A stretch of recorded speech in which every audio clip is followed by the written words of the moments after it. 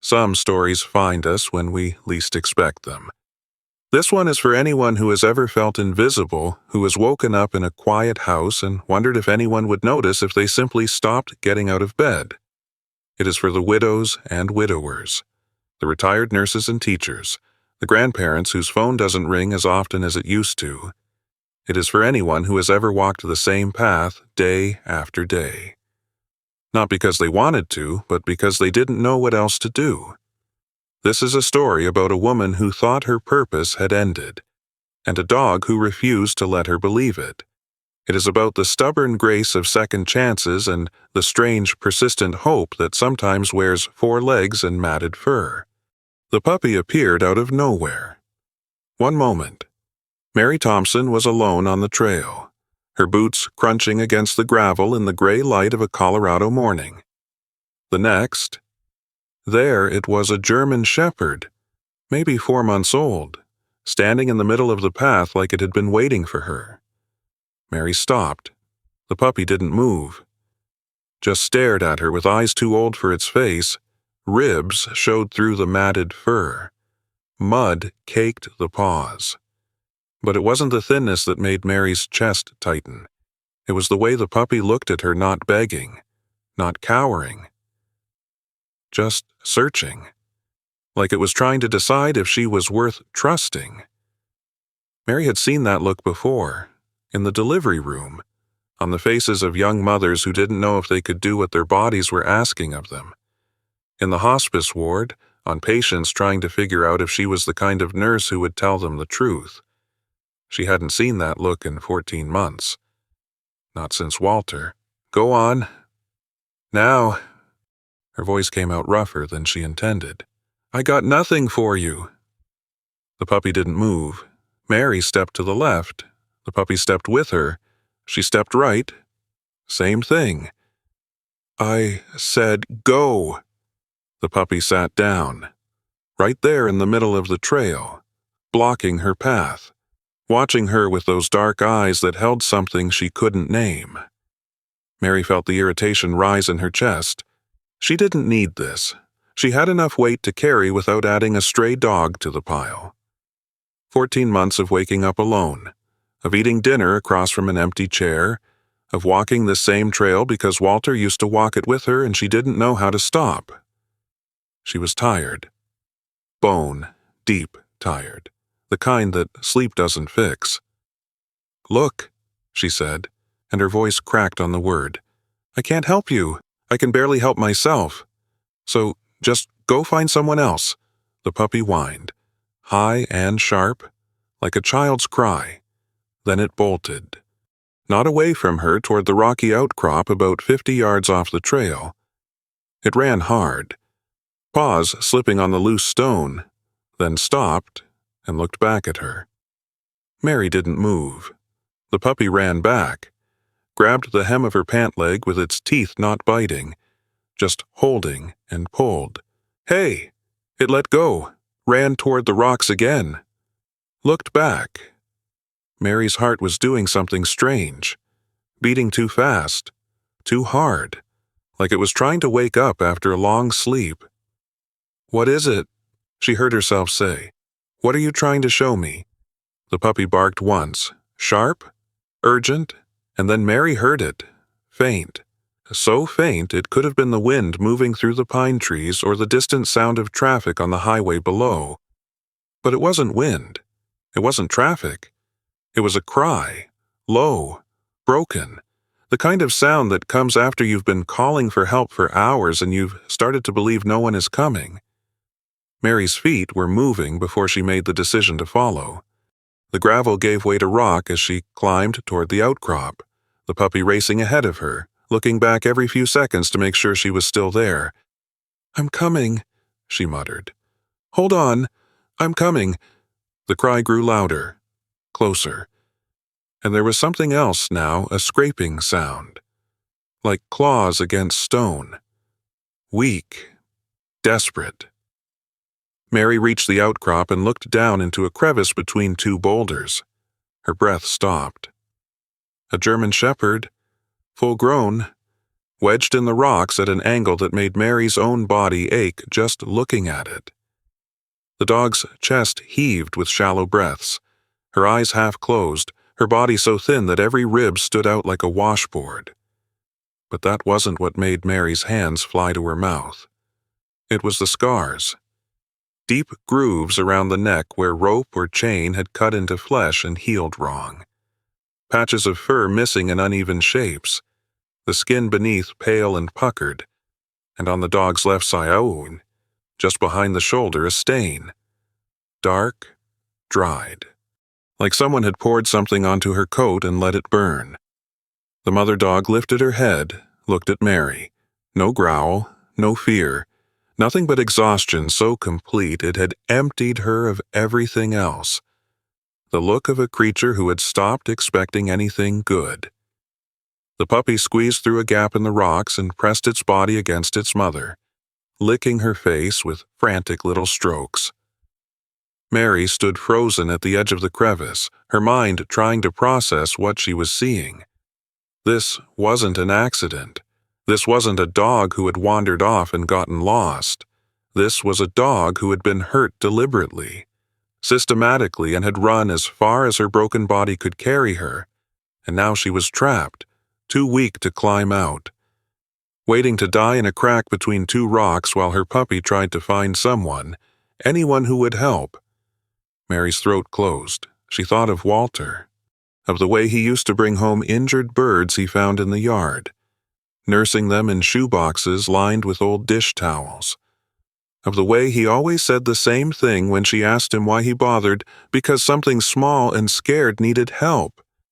Mare, that's reason enough. She pulled out her phone. Her hands were shaking. "I need help," she said when the dispatcher answered. "There's a dog trapped in the rocks off Red Rocks Trail. She's hurt bad, and she's got a puppy with her that won't leave. If this story has found you at the right moment, I'd love to know where you're reading from today. Sometimes the smallest connections remind us we're not walking this road alone." 2 hours. Mary sat on the cold rock, her back against a boulder, watching the crevice where the mother dog lay trapped. The puppy had settled beside her, its small body pressed against her thigh, shivering in bursts every few minutes. She talked, not because she thought the dog could understand, but because the silence was worse. "You picked a hard spot to get stuck. You know that." Her voice echoed off the rocks. "My husband Walter, he used to say I could find trouble in an empty room. Guess you're the same way." The mother dog's ear twitched. She didn't lift her head, but her eyes moved toward the sound of Mary's voice. "That's right. I'm still here. Ain't going anywhere." The rescue truck arrived at 9:14 a.m. Mary heard it before she saw it, the crunch of tires on gravel. Doors slamming, voices calling out. Frank Hollister reached her first. Gray beard, weathered face, the kind of calm that came from decades of pulling people and animals out of bad situations. He looked into the crevice, his jaw tightened. This dog didn't wander off from some loving home. "Ma'am?" "I know." The extraction took 40 minutes. 2 volunteers shifted boulders while Frank talked to the mother dog in a low, steady voice. Mary held the puppy, felt its heart hammering against her palm. When they finally lifted the mother dog free, she weighed almost nothing. 45 pounds. Maybe less. Her back leg hung at a wrong angle, not broken, but badly strained.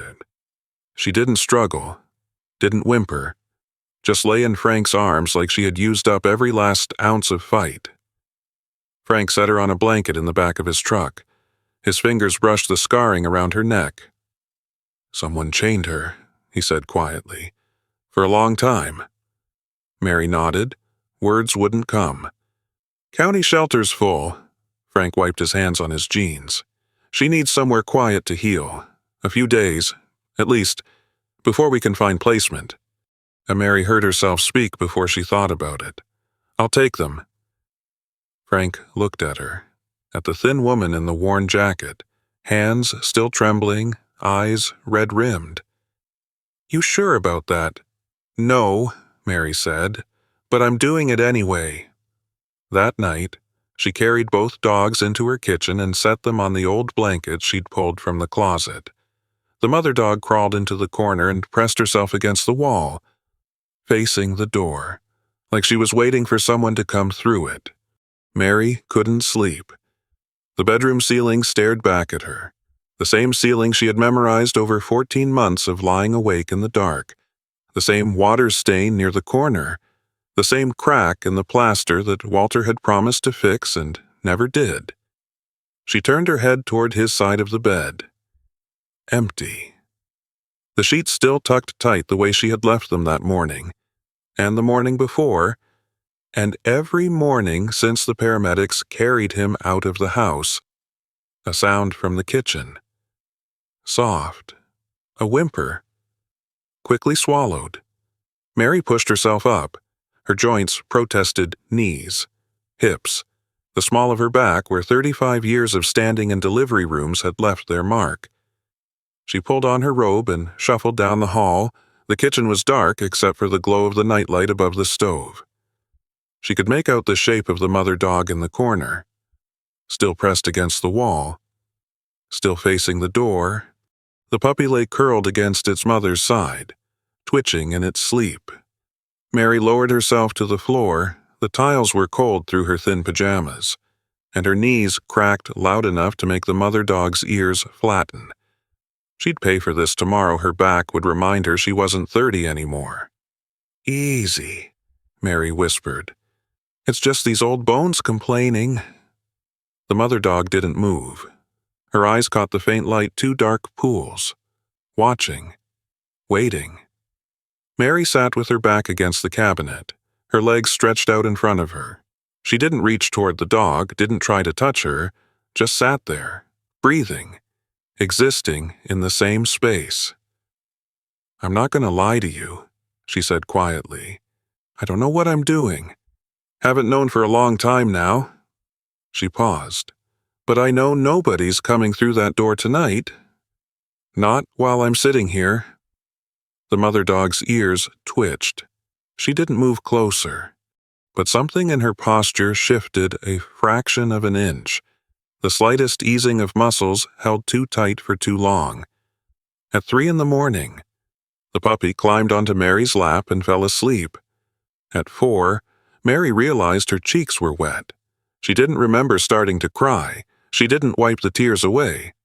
Dr. Linda Holloway's clinic sat at the edge of Morrison, a low brick building with faded blue shutters and a wooden sign that read, "Holloway Veterinary, all creatures welcome." Mary carried the puppy. Frank Hollister had come by that morning to help load the mother dog into his truck. She was too weak to walk more than a few steps, and Mary's car was too small to manage both dogs safely. The examination room smelled of antiseptic and old wood. Dr. Holloway was a woman in her late 50s.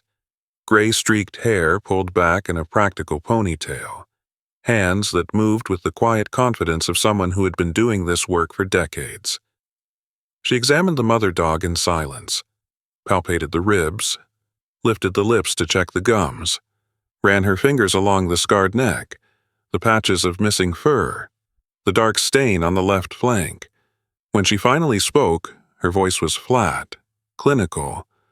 "Long-term malnutrition. At least 6 months. Probably longer.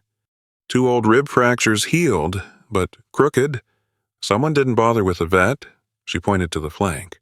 "This isn't paint. It's chemical burn. Industrial solvent. If I had to guess, deliberate." Mary's hands gripped the edge of the exam table.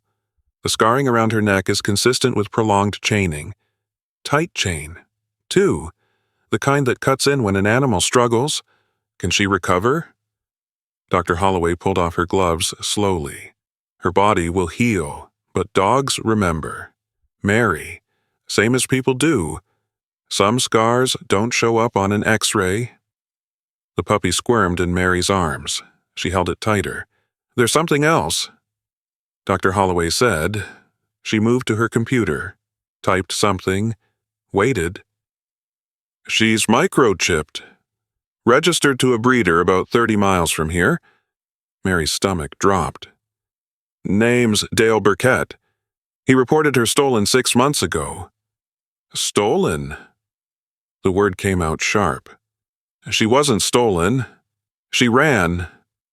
I know what I saw on that table. Dr. Holloway turned to face her. But legally, if he wants her back, he has standing, registration, microchip, the works. Mary stared at the mother dog lying on the exam table. Those dark eyes looked back at her exhausted, wary, but watching, always watching. What kind of man does this to an animal and then reports it stolen? Dr. Holloway didn't answer. She didn't need to.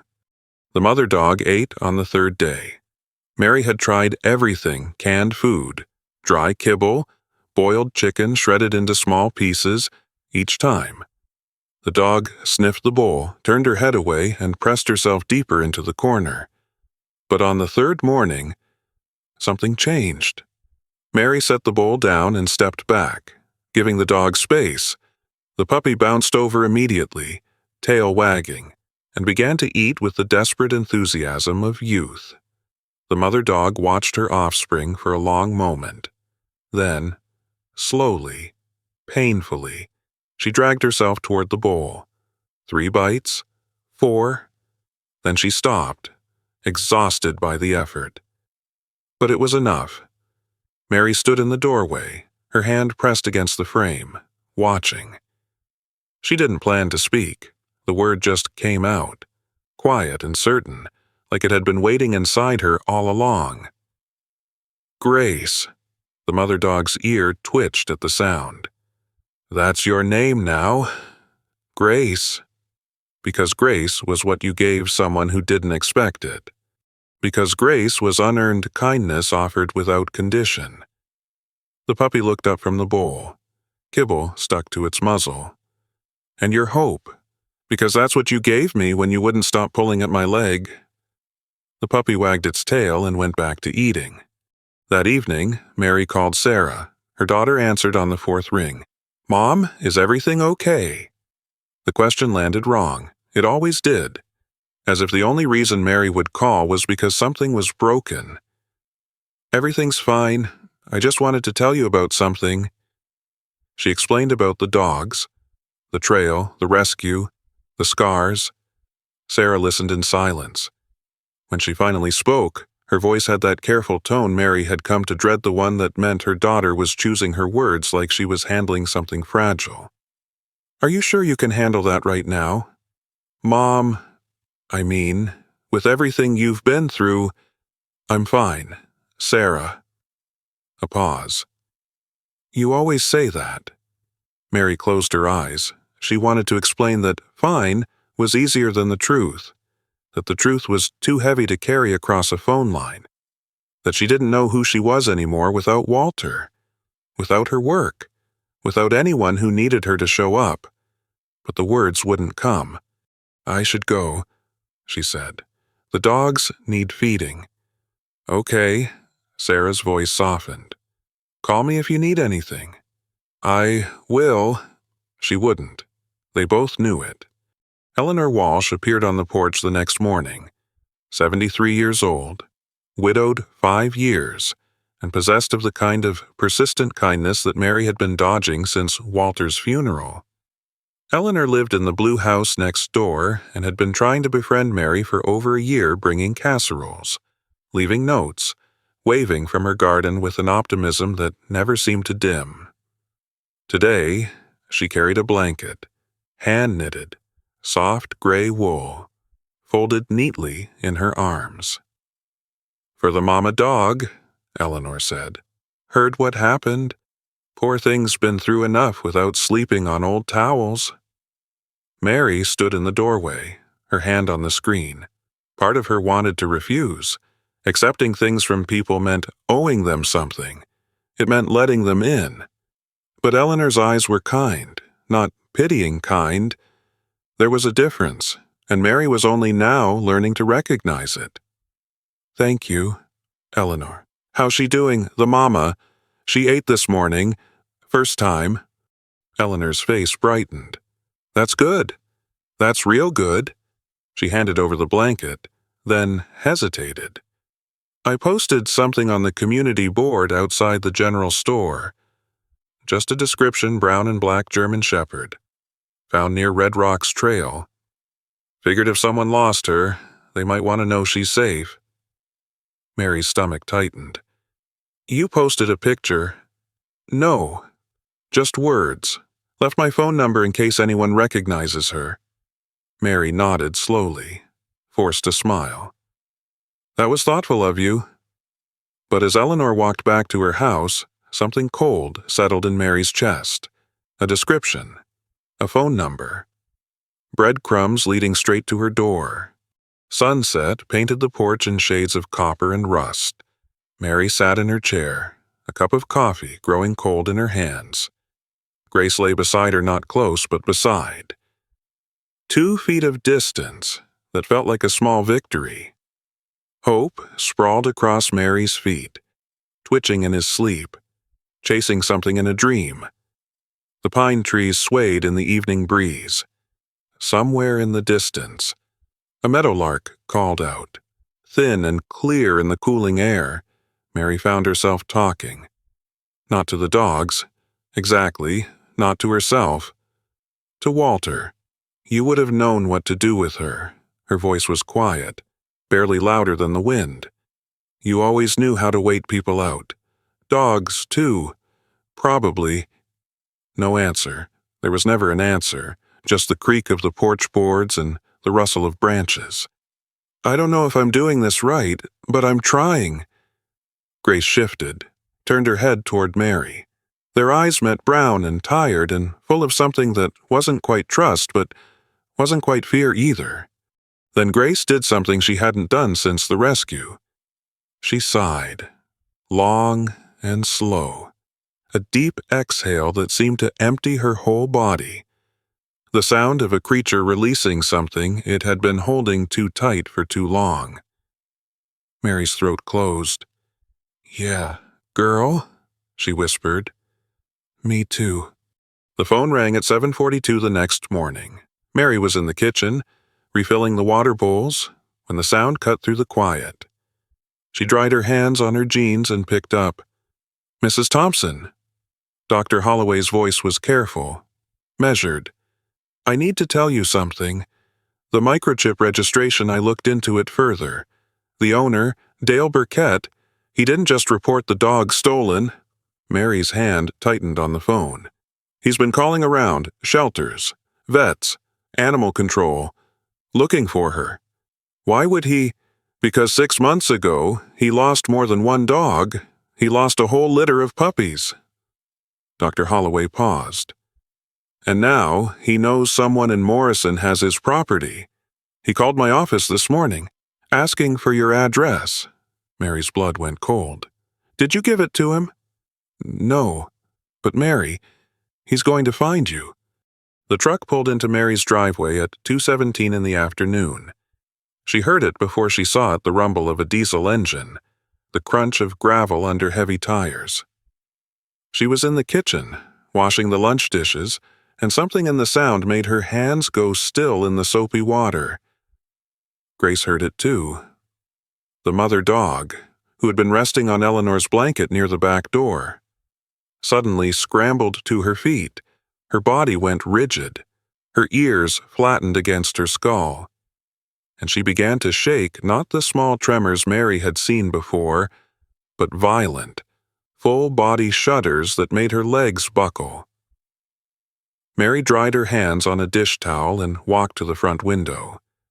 A man was climbing out of the truck, mid-40s, heavy-set, with thick shoulders and a neck that seemed to grow directly out of his chest. He wore a ranch jacket, mud-stained jeans, and boots that left deep prints in the gravel as he walked toward the porch. His face was arranged in a smile, but his eyes were flat, dead, like 2 stones pressed into dough. Mary's pulse kicked up. She looked back at Grace, who had pressed herself into the corner beside the refrigerator, trying to make herself as small as possible. The knock came. 3 hard raps. Mary walked to the door. Her hand hesitated on the knob, then she opened it, keeping the screen door latched between them. "Afternoon, ma'am." The man's voice was smooth, practiced. "Name's Dale Burkett. I believe you have my dog." Mary's grip tightened on the doorframe. "Don't know what you're talking about." "German Shepherd, 4 years old, had a litter of pups about 5 months back." He tilted his head, and the smile didn't waver. "Lady named Eleanor posted about finding her. She gave me this address." Mary's jaw tightened. "Eleanor, of course. There's no dog here that belongs to you." Dale Burkett took a step closer. The screen door was the only thing between them now. Mary could smell him cigarettes, motor oil, something sour underneath. "Ma'am, I got papers, registration, microchip, the whole 9 yards. Now, I drove 30 miles to get here, and I ain't leaving without what's mine." From inside the kitchen, a low whine. Grace, pressing deeper into the corner. "That dog isn't going anywhere with you." "Excuse me." "You heard me." Mary's voice came out steady, though her hands were trembling. "I've seen what you did to her. The burns, the broken ribs, the scars around her neck where you chained her so tight the rope cut into the bone." Dale's smile flickered. Just for a second, then it was back. Wider than before. "Sounds like someone's been telling you stories, ma'am." "I've been looking at x-rays, Mr. Burkett. I don't need stories." The smile died. Dale's face shifted, the mask dropping away, revealing something cold and hard beneath. His jaw tightened. His eyes narrowed. "Now you listen to me." His voice was different now. Lower. The practiced smoothness gone. "That dog is my property. I got the law on my side. And if you think some small-town widow is going to stand between me and what's mine, get off my property. You got another thing coming. I'll be back. With a lawyer and a sheriff's deputy, and then you'll hand over my dog, or I'll have the county do it for you." He stood there, waiting for her to flinch, to step back, to show some crack in her armor he could pry open. Mary didn't move. "I said get off my property." A long moment passed. The wind moved through the pine trees. Somewhere down the road, a dog barked. Then Dale smiled again, a different smile this time, thin and sharp. "This ain't over, Mrs. Thompson." He turned and walked back to his truck. The engine roared to life. Gravel sprayed as he reversed out of the driveway, his tires throwing dust into the air. Mary stood on the porch until the sound of the engine faded into nothing. Her hands were shaking, her legs felt hollow, but she hadn't stepped back. She hadn't flinched. "Mary," Eleanor was walking across the lawn, pruning shears in one hand, her face pale. "Who was that man I heard shouting?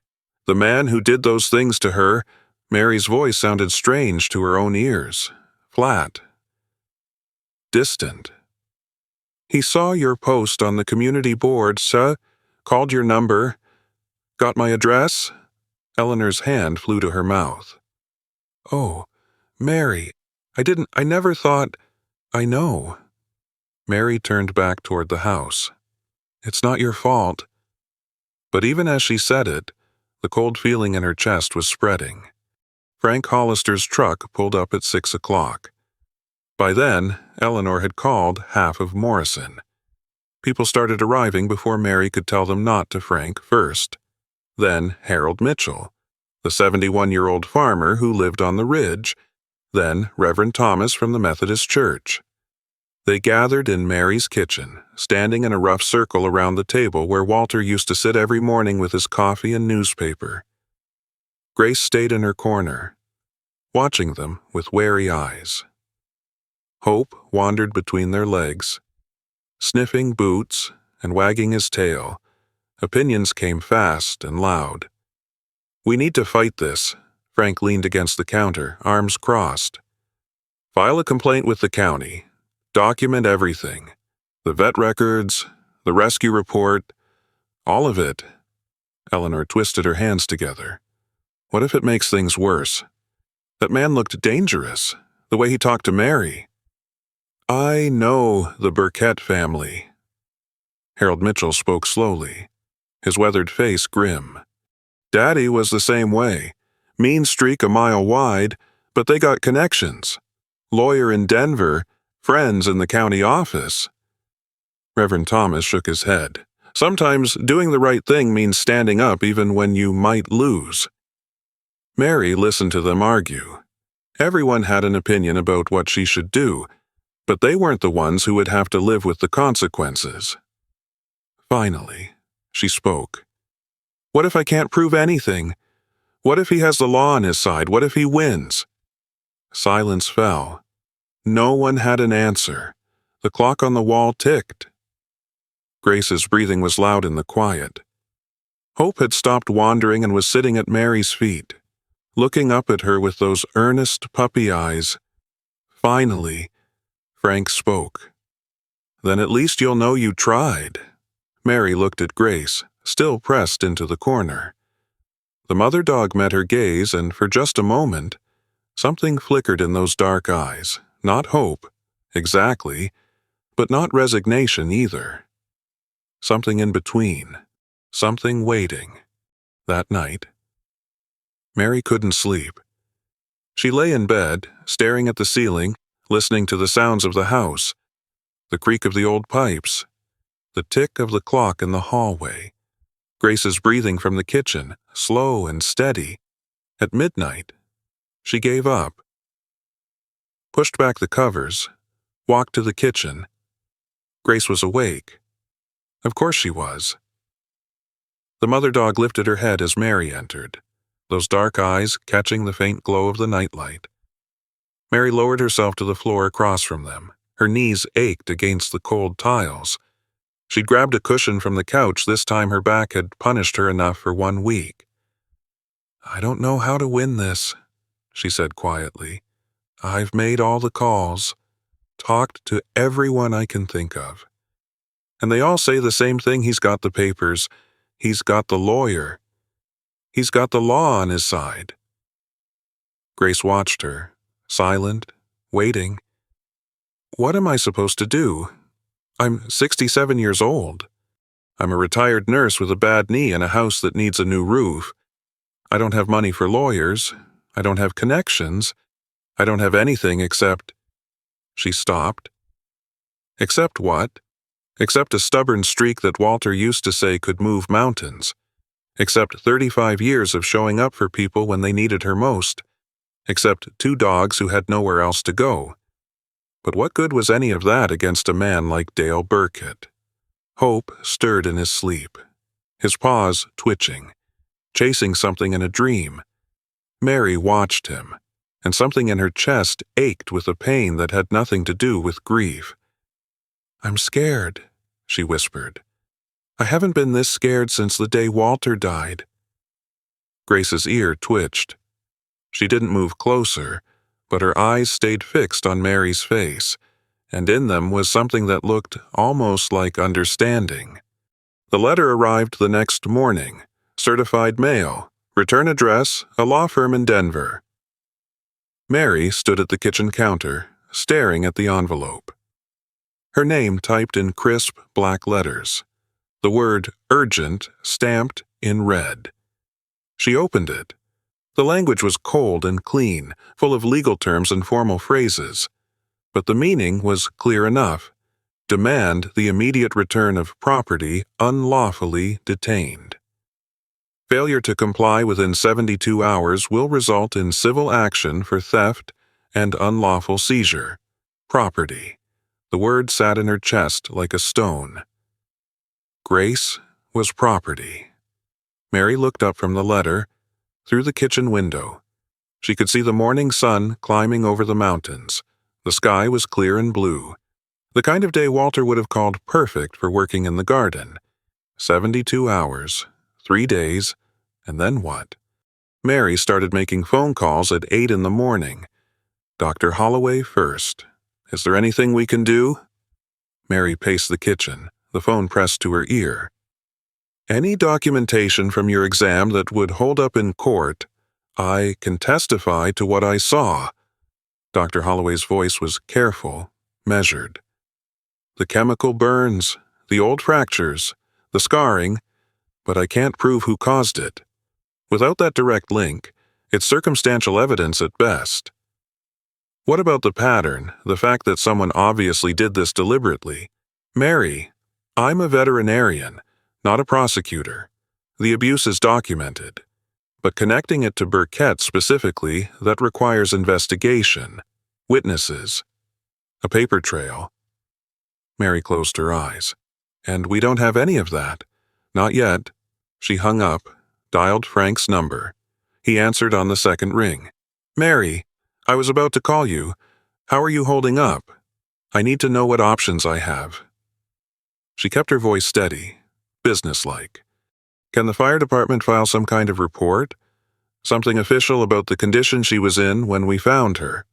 I can write up a rescue report, document the state she was in, the location, the injuries visible at the scene. Frank paused. But that's not a criminal complaint. For that, you need the sheriff's office to open an investigation. And they won't do that without proof. They might, if enough people make enough noise, but Burkett's got that lawyer in Denver, and lawyers know how to make things complicated. Mary thanked him and hung up. The sheriff's office was next. A deputy named Rodriguez took her call.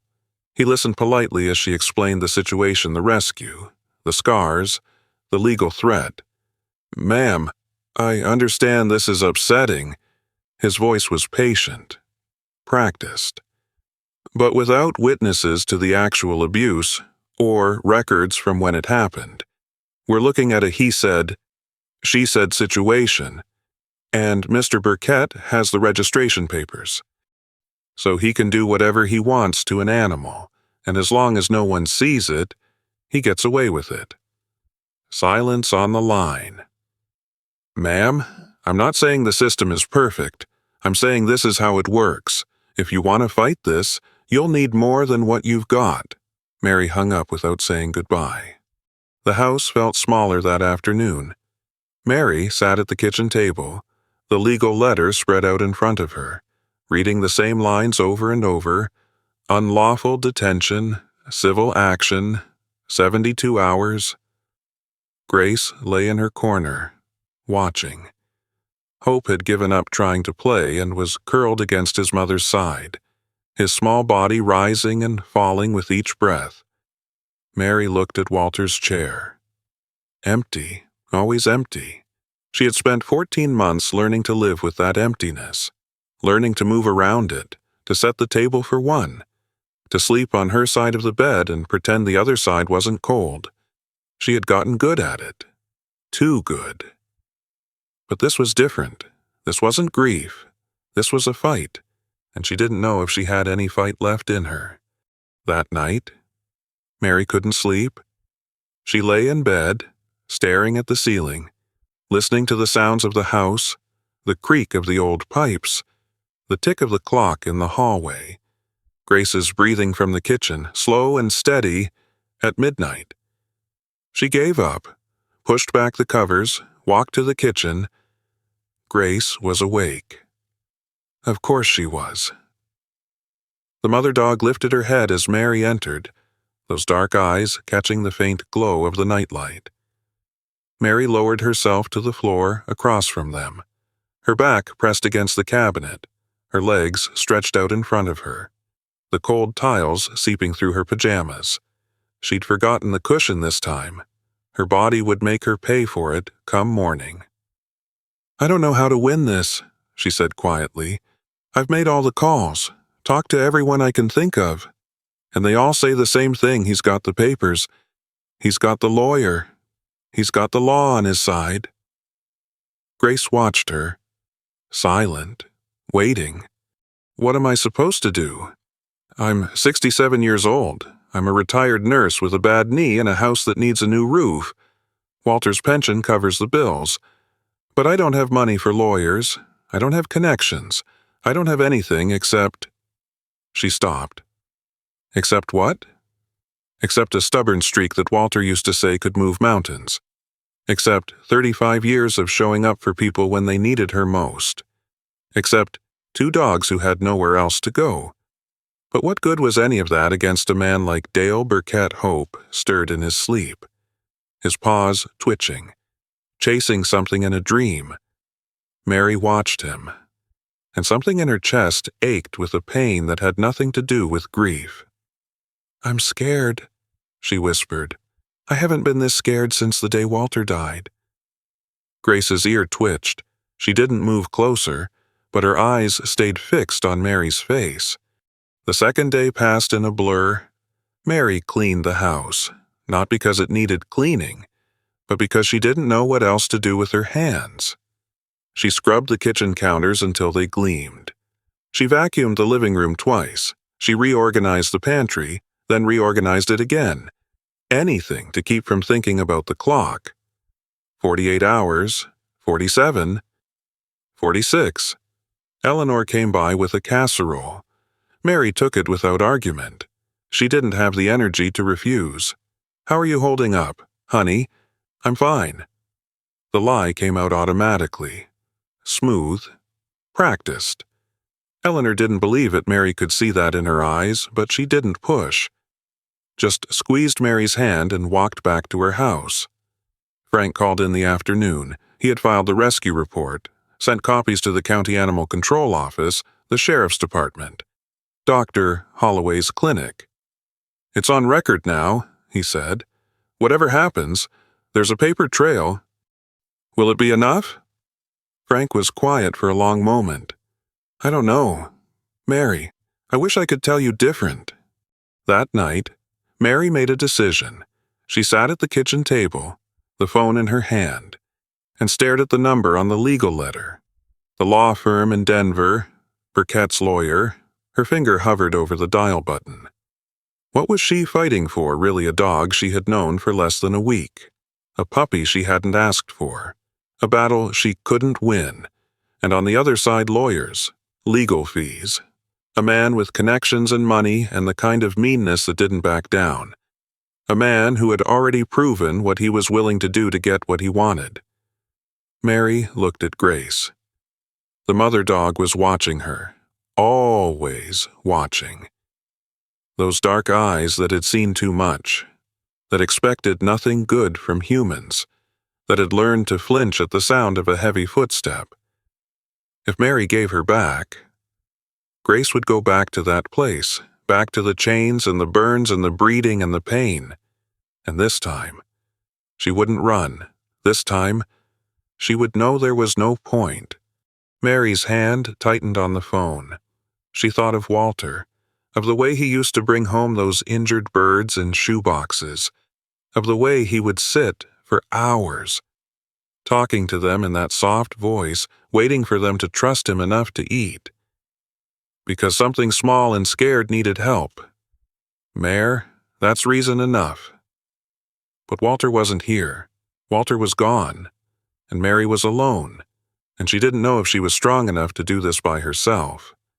She dialed the number. It rang twice, 3 times. A woman's voice answered, crisp and professional. "Morrison and Associates. How may I direct your call?" Mary opened her mouth. The words were right there. "Tell your client I'll bring the dog Thursday morning." But before she could speak, Hope climbed onto her lap. The puppy looked up at her with those dark eyes. Walter's birds, Walter's shoeboxes, Walter's voice saying, kneeing, "That's reason enough," and Mary's throat closed. "Ma'am, are you there?" Mary ended the call. She sat there in the silence, the phone in one hand, the puppy in her lap, and realized her face was wet. Not the quiet tears of that first night on the kitchen floor. Real crying, the kind that shakes your whole body and leaves you gasping for air. Grace lifted her head, watched, waited, and somewhere in the back of Mary's mind, a thought began to form, small, fragile, dangerous. What if there was another way? Thursday morning arrived like a sentence. Mary woke at 5, before the sun. She lay in bed, staring at the darkness, counting the hours, 7 until noon. 7 hours until she was supposed to meet Dale Burkett at the County Animal Control Office and hand over Grace. She had made the call yesterday evening, the real call, the one she completed. The lawyer's secretary had taken down the details in a bored voice, confirming the time and location. "Mr. Burkett appreciates your cooperation," the woman had said. This didn't have to be so difficult. Mary had hung up without responding. Now she pushed back the covers and swung her legs over the side of the bed. Her feet touched the cold floor. She didn't move for a long moment, just sat there, feeling the chill seep into her bones. This is what giving up feels like, she thought.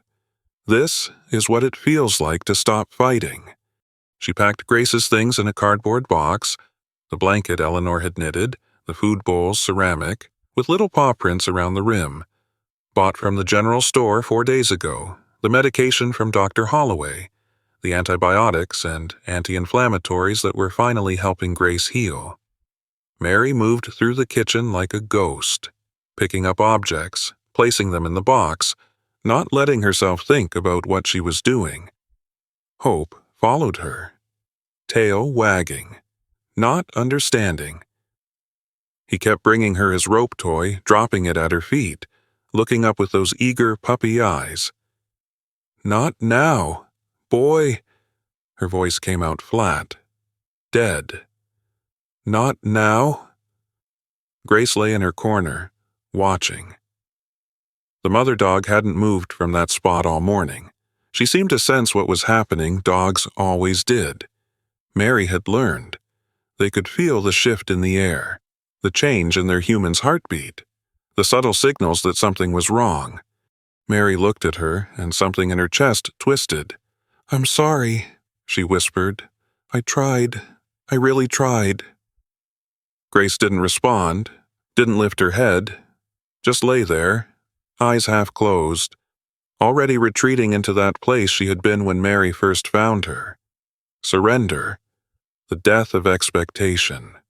At 9 o'clock, Eleanor knocked on the door. Mary didn't answer. She sat at the kitchen table, the cardboard box beside her, staring at nothing. "Mary," Eleanor's voice, muffled through the wood. "Mary, I saw your car in the driveway. I know you're in there." Go away, Mary thought. Please just go away. Frank told me what you're planning to do. Mary, please, open the door. Mary closed her eyes. Her hands were trembling. She pressed them flat against the table, willing them to stop. You don't have to do this alone. We're all here for you. Just let us help. Let them help. The words echoed in Mary's head, hollow and meaningless. What could they do? What could anyone do? The law was clear. The papers were clear. Dale Burkett owned Grace, and there was nothing that Mary could do to change that. She stood up, walked to the door, opened it. Eleanor's face crumpled when she saw her. Oh, Mary. Oh, honey. I can't fight this. Eleanor. Mary's voice was steady. Too steady. The kind of calm that comes when you've already broken. I don't have the money. I don't have the connections. I don't have anything. That's not true. You have us. You have the whole town. The whole town can't change the law. Mary shook her head. I'm an old woman who should have known better. Should have called animal control that first day and let them handle it. Instead, I brought her home. Gave her a name. Let myself believe I could actually... Her voice cracked. She stopped. Could actually what? Eleanor asked softly. Mary didn't answer. Couldn't answer. Because the truth was too pathetic to say out loud. She had believed she could matter again. That's what this was really about. Not grace, not hope, not the fight against Dale Burkett. She had believed, for one foolish week, that she could be needed again, that she could be something other than an invisible old woman waiting to die in an empty house. And she had been wrong. At 10:30. Mary loaded the box into her car. Grace wouldn't walk. Mary had to carry her 45 pounds of limp, unresisting weight. The mother dog didn't struggle, didn't whimper, just lay in Mary's arms like something already dead. Hope bounded around her feet, still not understanding, still thinking this was some kind of game. Mary set Grace in the back seat, on the old blanket she had spread there. The mother dog curled into herself, facing away, staring at nothing. "I'm sorry," Mary said again. The words felt useless, pathetic. "I'm so sorry." She closed the door. Eleanor stood on the porch, watching. Frank had pulled up in his truck at some point, Mary didn't know when, and was leaning against the hood, arms crossed, face grim. "You don't have to do this," Frank said. "Yes, I do. Mary." "What would you have me do?" The words came out sharp, bitter. "Fight a battle I can't win. Rack up legal fees I can't pay. Watch the county sheriff drag her out of my house while I stand there and cry." Frank didn't answer. "At least this way, I have some control. At least this way, I can say goodbye." She walked to the driver's side door. Her hand was on the handle when she heard it. A whimper from the back seat. Low. Broken. Mary turned. Grace had lifted her head. The mother dog was looking at her through the window, and in those dark eyes was something Mary recognized. Not fear, not resignation, something that felt like betrayal. The same look Walter had given her in the hospital, when the doctor said there was nothing more they could do. The same look that said, "I trusted you, I believed you, and you're giving up on me." Mary's knees buckled. She grabbed the side of the car, barely keeping herself upright. Her breath came in short, ragged gasps. Her vision blurred. "Mary," Eleanor's voice, distant, muffled. "Mary, are you okay?" No, she wasn't okay. She hadn't been okay for 14 months, and she wasn't okay now. And she was about to do the one thing she had sworn she would never do. She was about to abandon someone who needed her, just like the world had abandoned Grace, just like she felt the world had abandoned her. Mary pressed her forehead against the cold metal of the car door. Her whole body was shaking. She could feel Frank and Eleanor watching her, could feel their pity and their helplessness, and it made everything worse. "This is who you are now," a voice whispered in her head. "This is what you've become. A woman who gives up, a woman who breaks her promises, a woman who lets fear win. Walter would be ashamed of you." The thought hit her like a physical blow. She gasped, stumbling backward, and her foot caught on a root from the old oak tree. She fell. Not gracefully, not slowly, just dropped, hard, onto the gravel driveway, her palms scraping against the stones, her knee slamming into the ground with a pain that shot up through her entire leg. She lay there, face down, gravel pressing into her cheek, dirt on her lips, the taste of dust and shame. 67 years old, lying in the dirt, about to hand over a dog to the man who tortured her. This is rock bottom, Mary thought. This is what it feels like to have nothing left. And then, from somewhere very far away, she heard Walter's voice. Not a ghost, not a hallucination, just a memory, rising up through the mud and the shame and the defeat. "Mare, in all the years I've known you, I never once saw you quit on someone who needed you. Mary's fingers curled into the gravel.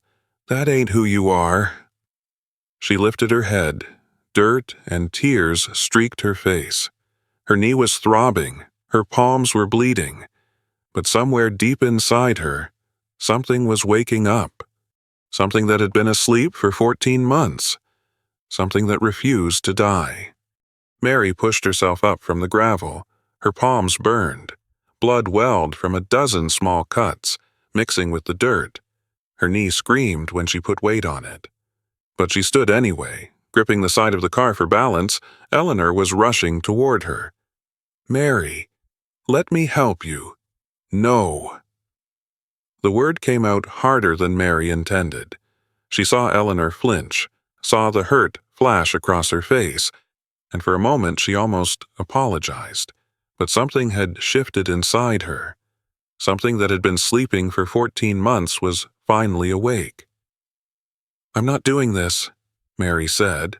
Her voice was hoarse, raw. "I'm not giving her back to him." Frank stepped forward. "Mary, you said yourself, the law—" "I don't care about the law."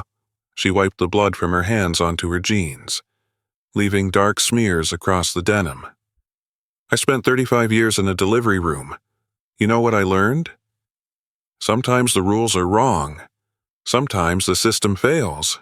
And when that happens, you don't just throw up your hands and walk away. You fight. Fight how?" Eleanor's voice was gentle. "Careful. You tried calling everyone. I asked for help." Mary shook her head. "I asked other people to fix this for me. That's not fighting. That's begging." She looked at the car, at Grace's face in the back window. The mother dog was still watching her, those dark eyes filled with something that might have been confusion.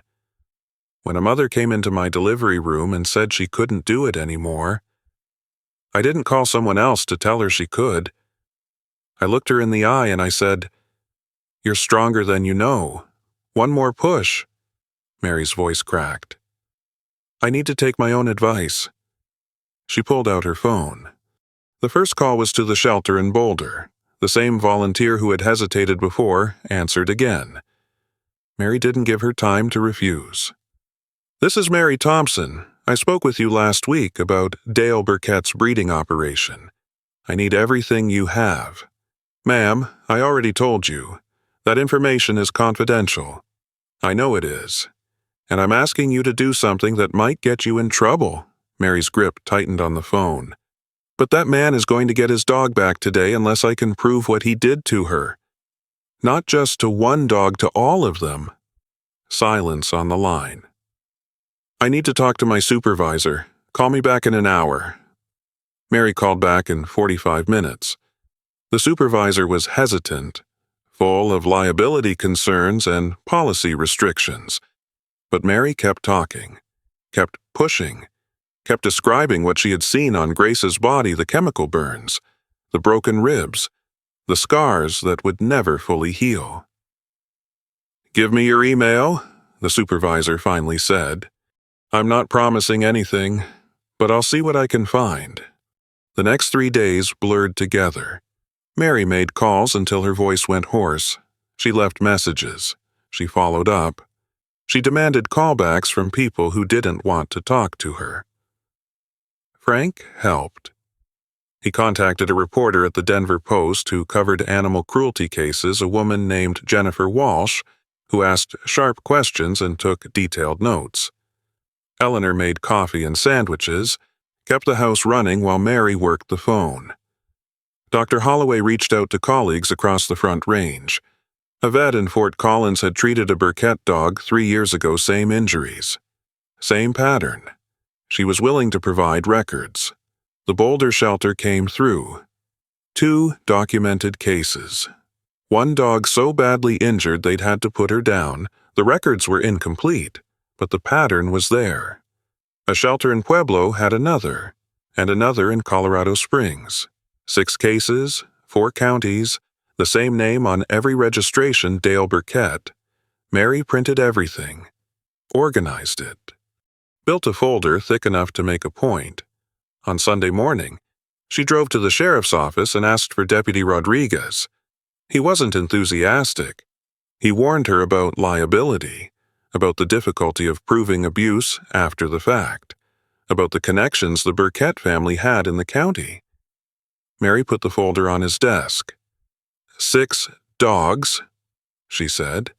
6 documented cases of severe abuse, all traced to the same breeder. I'm not asking you to arrest him today. I'm asking you to look. Rodriguez opened the folder, flipped through the pages. His face changed as he read, "Where did you get all this? I asked the right questions, and I didn't take no for an answer." Tuesday morning. Mary sat on her porch, Grace at her feet, watching the road. Her hands were still bandaged from the fall. Her knees still ached when she moved too fast. But she was still here, still fighting. Frank's truck appeared around the bend, behind it, a county vehicle she didn't recognize. Mary stood. Frank climbed out first. His face was hard to read. Behind him, Sheriff Tom Bradley, a man Mary had seen at Walter's funeral but never spoken to directly. "Mrs. Thompson," the sheriff removed his hat. "I came to deliver some news in person." Mary's hands tightened on the porch railing. "We've opened a preliminary investigation into Dale Burkett's breeding operation. Based on the evidence you provided and some additional complaints that came in after word got out, the county attorney is reviewing potential charges." Mary's legs went weak. She grabbed the railing tighter. "What does that mean for Grace?" "Ownership is suspended pending investigation. Mr. Burkett has been notified that he cannot take possession of any animals currently in dispute." The sheriff paused. "She stays with you. Mrs. Thompson, temporary custody until we sort this out." Mary looked down at Grace, who had crept out from under the porch steps for the first time in days. The mother dog's tail moved, just once. A small wag. "There's one more thing," the sheriff said. Mary's breath caught. "When we contacted Mr. Burkett to inform him of the investigation, he made some statements that concerned us. Said this wasn't over. Said you'd regret making an enemy of him." The sheriff's eyes met hers. "We're going to increase patrols in your area. But I wanted you to know this man doesn't like to lose. And people like that can be unpredictable." 6 weeks later. Mary signed the papers. Dr. Holloway's office smelled of antiseptic and old wood, the same as it had the first day Mary brought Grace through the door. But everything else was different now. Grace lay at Mary's feet, her weight warm against Mary's ankles. The mother dog's coat had filled in, the bald patches covered with new growth, soft and dark. She had gained 15 pounds. Her eyes, once dull with exhaustion, tracked every movement in the room with quiet alertness. Hope sat beside Eleanor, accepting treats and belly rubs with the shameless enthusiasm of a puppy who had never known cruelty. Frank stood by the window, arms crossed, a rare smile on his weathered face. "Sign here," Dr. Holloway said, pointing to the bottom of the form. "And here—" Mary's hand trembled as she wrote her name. The pen scratched against the paper, loud in the silence. Owner Mary Thompson. Dogs Grace German Shepherd, age 5. Hope German Shepherd, age 5 months. "Congratulations," Dr. Holloway said. "Custody transferred permanently. They're yours." Mary looked down at the certificate. The words blurred, and she blinked hard. Dale Burkett had been charged 3 weeks ago. 6 counts of animal cruelty. His breeding license revoked pending trial. 3 other dogs removed from his property by county animal control. The trial was still months away. But it didn't matter. Grace was safe. Hope was safe. And Mary was no longer alone. Sunset painted the porch in shades of copper and gold. Mary sat in her chair, a cup of coffee growing cold in her hands. The mountains rose in the distance, their peaks catching the last of the light. The pine trees swayed in the evening breeze. their needles whispering against each other. Grace lay beside her chair, not in the corner anymore, not under the table. Beside her, close enough that Mary could reach down and rest her hand on the dog's warm back. Hope sprawled across the porch steps, paws twitching as he chased rabbits in his dreams. Walter's chair sat empty, but the emptiness felt different now. Less like absence, more like a space held open for memories that no longer cut quite so deep. Eleanor waved from next door, pruning shears in hand. Mary waved back, her phone buzzed, Sarah's name on the screen. Mary answered, "Hi, sweetheart." "Mom." Sarah's voice was different, softer, less careful. "I was thinking, would it be okay if I came this weekend? I'd like to meet them. The dogs. I mean..." Mary smiled. Small, but real. The first smile that had come easily in, longer than she could remember. "I'd like that.